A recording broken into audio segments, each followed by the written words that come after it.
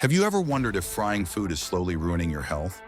That golden, crispy coating might be the highlight of your meal, but what if the oils you're using are hiding some serious risks? Most people don't talk about it because, let's be honest, fried foods are a staple in the American diet. But today, we're pulling back the curtain on why frying foods might be worse than you think. From the dangers of seed oils to what actually happens when oil hits its smoke point, and the shady practices happening in restaurant kitchens, we're exposing the truth that many don't want you to know. And here's the best part. This isn't all doom and gloom. There's an exciting solution on the horizon, a revolutionary oil that could transform the way we fry and cook. To help us unpack all of this, we're thrilled to welcome Jeff Nobbs, co-founder and CEO of Zero Acre Farms, a company on a mission to reinvent cooking oils for the better. Jeff brings over 15 years of experience in the health and nutrition space, and his groundbreaking work with cultured oil is turning heads for all the right reasons. So if you've ever wondered what's really happening behind the scenes with your fried food, or if there's a healthier way to enjoy it, stay tuned. This episode is going to change the way you think about oil, frying, and your health. Let's get started. First, we will take a look at what's really happening when you fry food. Frying is like a science experiment in your kitchen. When you submerge food in hot oil, a fascinating series of chemical reactions occurs. On the outside, the food gets that signature crispy crust as water evaporates and starches caramelize, creating the texture we all crave. Inside, the heat quickly cooks the food, locking in moisture and creating that juicy, tender bite. It's the magic of frying, and it sounds perfect, right? But here's the darker, less appetizing side. When oil heats up, especially if it's reused or of poor quality, it begins to degrade. The intense heat alters its molecular structure, producing harmful compounds like trans fats and free radicals. Trans fats have been directly linked to heart disease, raising bad cholesterol, LDL, and lowering good cholesterol, HDL, while free radicals are unstable molecules that promote oxidative stress in the body. Oxidative stress can lead to inflammation, premature aging, and an increased risk of chronic illnesses like cancer and diabetes. According to Jeff Nobbs, the key issue lies in oils breaking down when they hit their smoke point, essentially the oil's breaking point. Once the oil reaches this temperature, it doesn't just stop working efficiently, it starts to release toxic fumes and compounds like acrolein, a chemical that smells unpleasant and is also a known irritant to your lungs and skin. Worse yet, these harmful substances cling to your food. That crispy fry you're about to enjoy, it's not just golden and crunchy, it's potentially loaded with substances that can harm your body over time. And the problem doesn't stop there. If you've ever wondered why fried food tastes different at some restaurants, it's because of a hidden practice, reusing oil. We will get into the effects of reusing later in the video. Coming up in this video, Jeff has highlighted why seed oils, such as soybean, canola, or corn oil, are particularly unstable and very problematic. What perhaps makes seed oils so harmful is their high content of omega-6 fat, and that omega-6 fat oxidizes or changes into other compounds that are the real culprits behind disease. Seed oils have, or the linoleic acid, which is a type of omega-6 fat, it's sort of what defines seed oils, and that most seed oils are very high in this particular fat. No other foods are. It has a half-life of 680 days in our body. And most of the studies showing that seed oils, say, aren't inflammatory or don't cause issues or are good for you, they may last 2 weeks, 4 weeks, maybe a couple months max. But if that omega-6 fat that has been linked to all sorts of issues is staying in our bodies for years and years, a study of a couple weeks just isn't gonna be a drop in the bucket and isn't gonna make a dent in actually getting that omega-6 fat out of our cells. Most people reach for the cheapest options, vegetable, soybean, or canola oil. These are seed oils, and they're everywhere, in your pantry, your favorite fast food joint, and even in upscale restaurants. Seed oils, which dominate the $232 billion vegetable oil market, are cheap and convenient, but they're also unstable at high heat. Seed oils are high in polyunsaturated fats, which are unstable when exposed to heat. When these oils are heated, they oxidize, producing byproducts that can cause inflammation, damage cells, and increase the risk of chronic diseases like cancer and heart disease. A study published in the Journal of Lipid Research found that oxidized fats from seed oils can contribute to oxidative stress, a process linked to aging and numerous diseases. In short, these oils are trouble, especially when fried. The most prevalent seed oils in the US, at least, like you said, the rest of the world is quickly following suit. Soybean oil, first and foremost, canola oil, sunflower oil, safflower oil, cottonseed oil, corn oil, peanut oil, grapeseed oil, rice bran oil. There are probably another dozen. We're finding ways to chemically extract oil out of all sorts of crop products, but those are the most prevalent, with soybean, canola, sunflower, peanut, and cottonseed being kind of the top of that list. And those oils are found in basically everything we eat. They're 20 to 21% of American calories now. Seed oils have become a big concern for health experts like Jeff. Every time you fry food, especially in the wrong type of oil, you're creating a perfect storm of harmful substances. But don't worry, we'll get to some healthier alternatives and solutions later in this episode.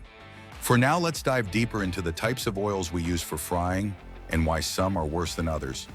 Think about your favorite fried foods from a restaurant: crispy calamari, fried chicken, onion rings. Have you ever considered what kind of oil they're using? Chances are it's not avocado oil. Most restaurants prioritize cost over quality, opting for cheap seed oils like soybean or canola. And here's the kicker: they often reuse the same batch of oil multiple times. So what happens when you reuse cooking oil?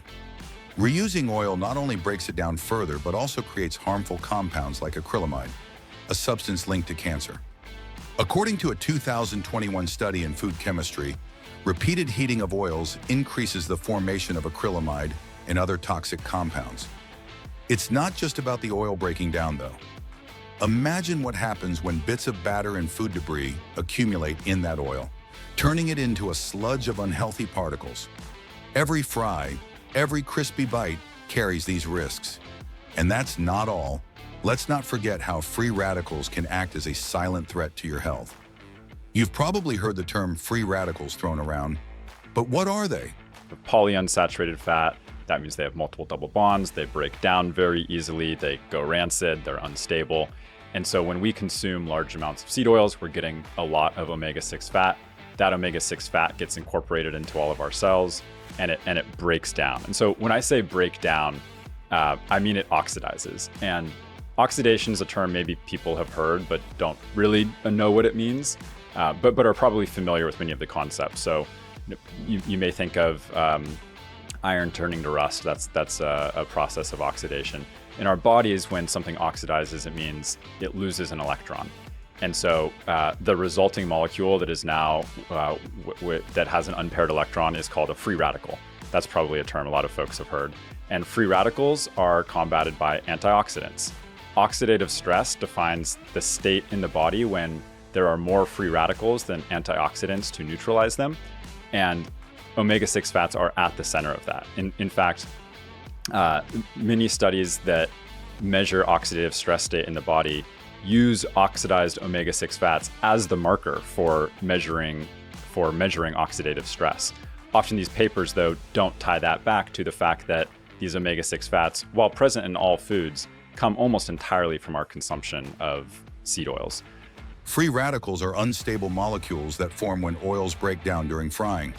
They're like little troublemakers in your body, damaging cells, promoting inflammation, and increasing the risk of diseases like heart disease and cancer.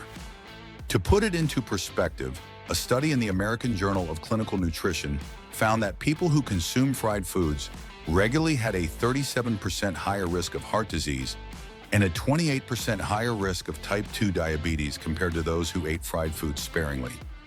Every time you enjoy a fried snack made with unstable oils, you're essentially inviting free radicals into your system. Over time, their cumulative effects can lead to serious health problems, contributing to the broader issues of obesity, heart disease, and type 2 diabetes that have surged in recent decades. Let's zoom out and explore how fried foods factor into this chronic disease epidemic. What perhaps makes seed oils so harmful is their high content of omega-6 fat, and that omega-6 fat oxidizes or changes into other compounds that are the real culprits behind disease. And when you look at populations that don't consume seed oils or vegetable oils, they essentially don't have heart disease. And heart disease, it was once thought, well, heart disease was very rare in this country, in the US. And then it was once thought that cholesterol levels caused heart disease, just cholesterol, not looking whether that's LDL or HDL. It was then later discovered that there are different types of cholesterol. There's LDL and there's HDL. And it was then thought that it was high LDL levels of cholesterol that led to heart attacks or heart disease. And now we know that it's actually oxidized LDL that is most strongly associated with heart disease. When you control for ox-LDL, which is short for oxidized LDL, there's no association between LDL and heart disease. And oxidized LDL, those with higher rates of oxidized LDL have a 17 times higher risk of heart disease than those with lower oxidized LDL levels. That's on par with the association between smoking cigarettes and lung cancer. So it's extremely strong. And oxidized LDL is literally defined as LDL particles that have oxidized polyunsaturated fats on them. Trans fats, commonly found in fried foods, are a major culprit. They raise LDL, or bad cholesterol, and lower HDL, or good cholesterol. This results in an increase in inflammation, all of which contribute to heart disease. A 2015 meta-analysis published in the British Medical Journal showed a strong link between high consumption of fried foods and an increased risk of coronary heart disease, stroke, and heart failure. But it's not just about the fats. Fried foods are calorie-dense and often low in nutrients, making them a recipe for weight gain and obesity. Pair that with their addictive flavor, and it's no wonder we're facing a global health crisis. Despite all this, you don't have to swear off fried foods forever, because we have got good news for you. The key is making smarter choices. You'll often ask, what cooking oil do you use? And they may say olive oil. And then you say, are you sure it's olive oil? They say, yeah. You say, well, what else is in it? Like, oh, well, it's cut with canola oil. And like, okay, well, what sort of blend? 80% canola oil, 20% olive oil. But it's called an olive oil blend because who would want to eat, everyone wants olive oil instead of canola oil. And this is pretty common at restaurants. Switching to stable, high-heat oils like avocado, olive, or coconut oil is a game changer. These oils are less likely to break down and produce harmful compounds. For example, olive oil contains antioxidants that can even counteract some of the harmful effects of frying. Exciting innovations are also emerging. Companies like Zero Acre Farms are developing cultured oils that are designed to be more stable, sustainable, and health-friendly than traditional cooking oils.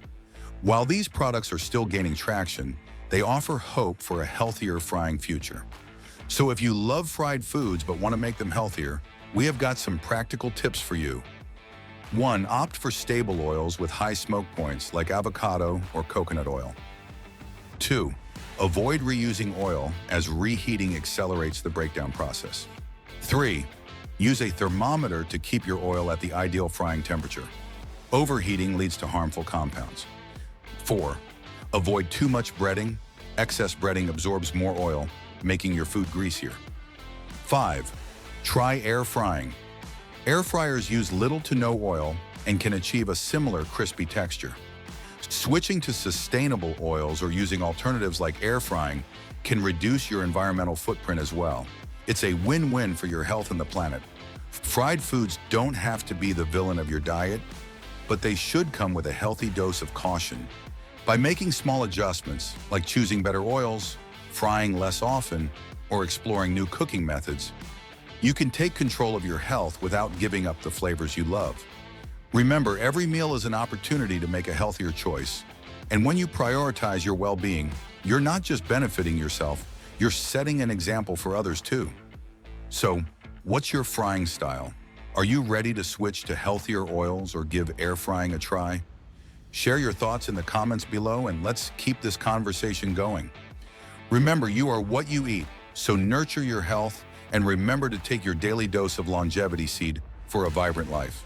And hey, if you found this video helpful, don't forget to like, share, and subscribe for more health tips and food insights.